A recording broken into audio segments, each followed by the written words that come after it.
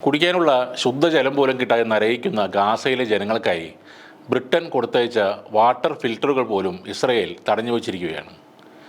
ഇത് സുരക്ഷാ ഭീഷണിയാണെന്ന് ചൂണ്ടിക്കാട്ടിയാണ് അതിർത്തിയിൽ ഈ സാധനങ്ങൾ തടഞ്ഞതെന്ന് ബ്രിട്ടീഷ് പാർലമെൻറ്റ് അംഗം റോസന അലിൻഖാൻ പറയുന്നു.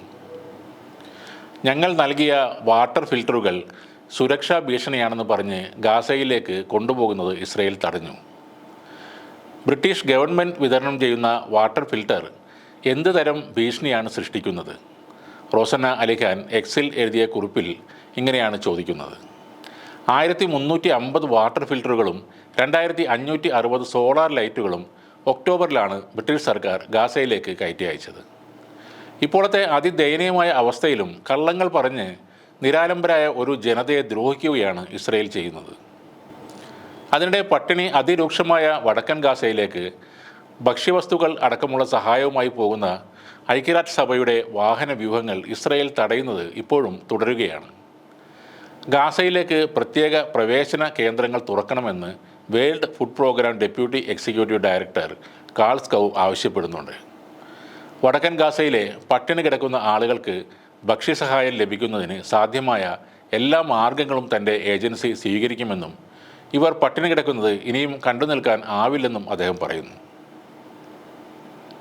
വടക്കൻ ഗാസയിൽ പട്ടിണി വിനാശകരമായ അവസ്ഥയിലെത്തിയിരിക്കുന്നു. അവിടെ കുട്ടികൾ പട്ടിണിയെ തുടർന്നുള്ള രോഗങ്ങൾ മൂലം മരിക്കുകയും പോഷകാഹാരക്കുറവ് മൂലം ഗുരുതരമായ ഭവിഷ്യത്ത് നേരിടുകയും ചെയ്യുന്നു. ഇവിടേക്കുള്ള WFPയുടെ ഭക്ഷണ സഹായ വാഹന വ്യൂഹത്തിൻ്റെ പ്രവേശനം ഇസ്രായേൽ സൈന്യം തടയുന്നു എന്നാണ് ഒരു പ്രസ്താവനയിലൂടെ അദ്ദേഹം പറഞ്ഞത്. ഇത്തരം ക്രൂരതകൾ കൂടാതെ കഴിഞ്ഞ ആഴ്ച ഭക്ഷണത്തിനായി റോഡിൽ ക്യൂ നിന്നിരുന്ന പലസ്തീൻ പൗരന്മാരുടെ നേർക്കും ഇസ്രയേൽ ആക്രമണം നടത്തിയിരുന്നു. 100-ലധികം പേരാണ് അന്ന് മരിച്ചു വീണത്. ഇപ്പോൾ ബ്രിട്ടനും അമേരിക്കയും അടക്കം പലസ്തീനിൽ യുദ്ധം അവസാനിപ്പിക്കണമെന്നും അവർക്ക് കൂടുതൽ സഹായങ്ങൾ എത്തിക്കണമെന്നും പറയുന്നത് വലിയൊരു മാറ്റത്തിൻ്റെ തുടക്കമായി വേണം കാണാൻ.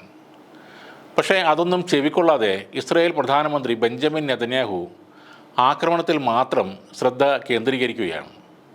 വിശുദ്ധ റമദാൻ മാസത്തിലും ശക്തമായ ആക്രമണം തുടരാനാണ് ഇസ്രയേൽ പദ്ധതികൾ തയ്യാറാക്കുന്നത്.